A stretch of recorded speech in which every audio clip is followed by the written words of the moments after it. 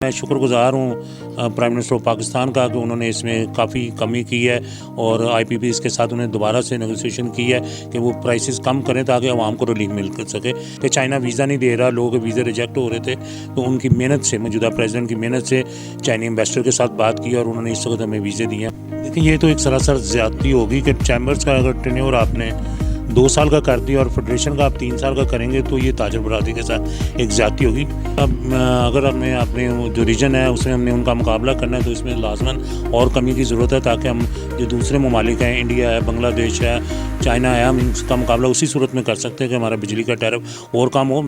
माजी में हम चैम्बर्स को देखते रहे हैं तो आपस में जो ऑफिस बेयरर्स होते थे अक्सर उनमें सख्त जंग एक रहती थी। लेकिन मैंने ये देखा है कि ये जो बॉडी है ये ऐसी बॉडी आई है बड़े अरसे बाद कि सारे जो प्रेसिडेंट साहब हैं, जो सीनियर वाइस प्रेसिडेंट हैं और जो वाइस प्रेसिडेंट है वो सब एक पेज पे हैं।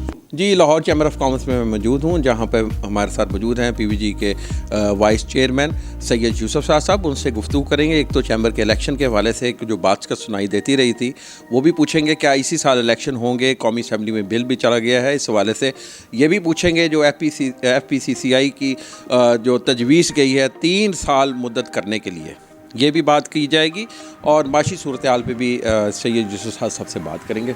शाह जी, पहले तो ये बताएं कि चैम्बर के इलेक्शन 2025 में होंगे या नहीं होंगे।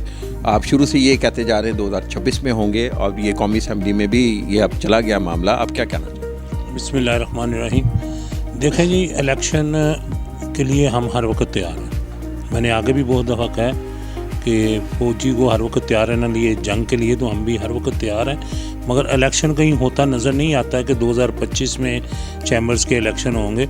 अभी तो वो कौमी असम्बली में बिल पास होने के लिए गया है, वहाँ से पास होगा, वापस आएगा, उसके TRO बनेंगे, TRO बनने के बाद उसके रूल्स, सारा कुछ उसमें टाइम लगता है।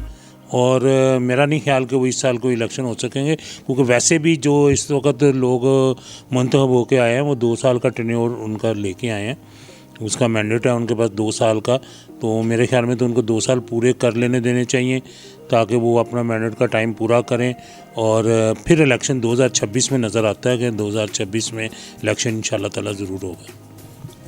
FPCCI में जो मुद्दत है 3 साल उसकी करने की तजवीज़ भी सामने आ गई है, तो इस वाले से भी कौमी असम्बली में मामला गए, स्टैंडिंग कमेटी के पास चला गया मामला, उसने इसको मनवान अप्रूव किया। अब शायद इसकी कानून साजी के लिए बाकायदा अप्रूवल ली जाएगी। आप इसको किस नज़र से देखते हैं?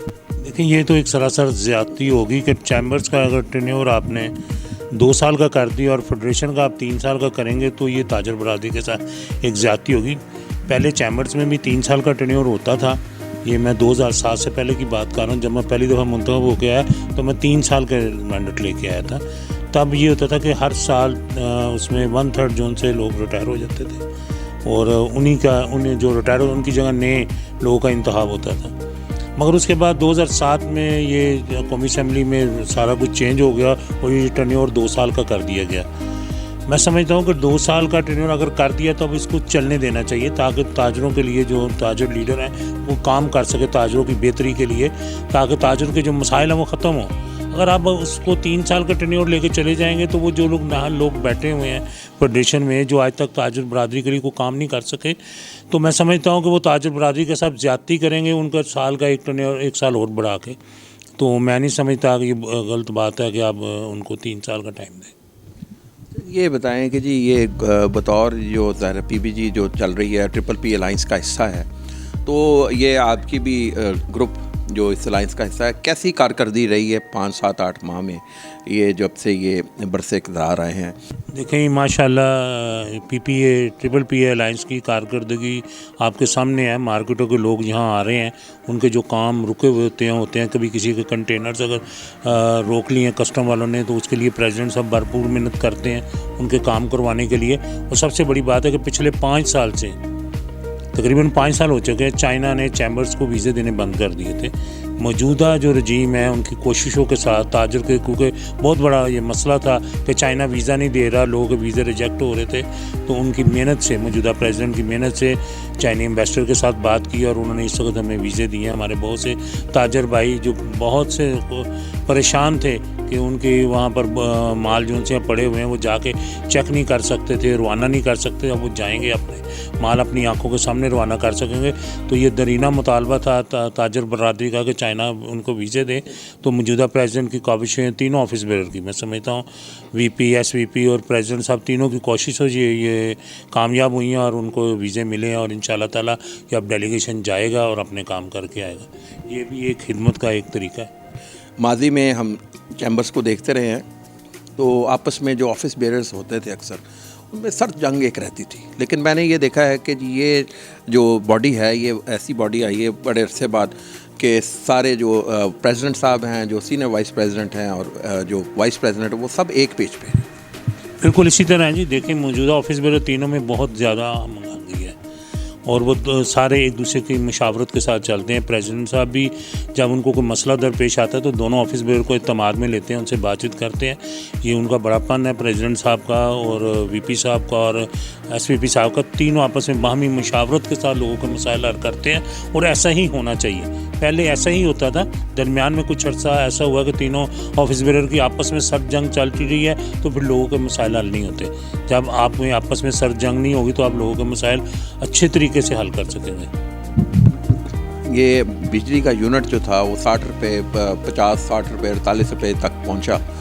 तो जब इसमें कमी हो रही है तो वो बदतरीज कमी 7 रुपये कुछ पैसे की गई है। तो आप समझते हैं ये अभी भी नाकाफ़ी है, क्योंकि 14 सेंट बनती है इंटरनेशनल मार्केट में अभी भी, जो काफ़ी ज़्यादा प्राइस है।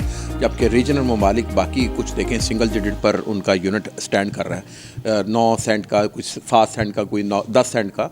यानी इसको आप समझते हैं कि मज़ीद कमी की ज़रूरत है? जी, इसमें अब अगर हमें अपने जो रीजन है उसमें हमने उनका मुकाबला करना है तो इसमें लाजमन और कमी की ज़रूरत है, ताकि हम जो दूसरे ममालिक हैं, इंडिया है, बांग्लादेश है, चाइना है, हम इनका मुकाबला उसी सूरत में कर सकते हैं कि हमारा बिजली का टैरिफ और कम हो। मैं शुक्रगुज़ार हूँ प्राइम मिनिस्टर ऑफ पाकिस्तान का कि उन्होंने इसमें काफ़ी कमी की है और IPPs के साथ उन्हें दोबारा से नेगोशिएशन की है कि वो प्राइसेस कम करें ताकि आवाम को रिलीफ मिल सके। तो मेरी उनसे एक और गुजारिश है कि आप बिजली चोरी जो हो रही है उसके ऊपर भी सख्त तरीका अख्तियार करें, ताकि वो लोगों को जो यूनिट डाले जाते हैं जो उन्होंने यूज़ नहीं किए थे वो ख़त्म हो सके, ताकि कारोबारी बरादरी जो सी वो तरक्की तभी कर पाएगी कि जब आपने उनको माहौल दोस्ताना माहौल मिलेगा। जी नाज़रीन, गुफ्तगू सुनी आपने यूसुफ शाह साहब की, और उन्होंने एक तो लाहौर चैम्बर की एक गुज़श्ता 5-6 माह की कारकर्दगी भी बताई। और ये चीज़ खुशाइंद है कि तमाम ऑफिस बेरर एक पेज पर हैं, सदर, नायब सदर, सीनियर नायब सदर सब एक पेज पर हैं और आपस में मशावरत करके अहम फ़ैसले लिए जाते हैं। और दूसरा, गवर्नमेंट के भी इस इनिशिएटिव को खुशाइंद करार दिया है कि बिजली की कीमतें कम हुई हैं, लेकिन इसको मज़ीद कम करने की अशद ज़रूरत है। साथ ही साथ उन्होंने FPCCI की हवाले से 3 साल मुद्दत करने की तजवीज़ को मुस्तरद की है, इसकी 2 साल ही मुद्दत रहनी चाहिए। साथ ही साथ उन्होंने लाहौर चैम्बर के हवाले से, इलेक्शन के हवाले से फिर एक दफ़ा यही पेशगोई की है 2026 में इलेक्शन होंगे, और उन्होंने कहा जी अनकरीब कौमी असम्बली से भी इस हवाले से बाकायदा बिल मंजूर हो जाएगा। नेक्स्ट टाइम दोबारा हाजिर होंगे, तब तक के लिए अली फ़ारूक को कैमरामैन रईस शाह के साथ इजाज़त दीजिएगा। अल्लाह निगहबान।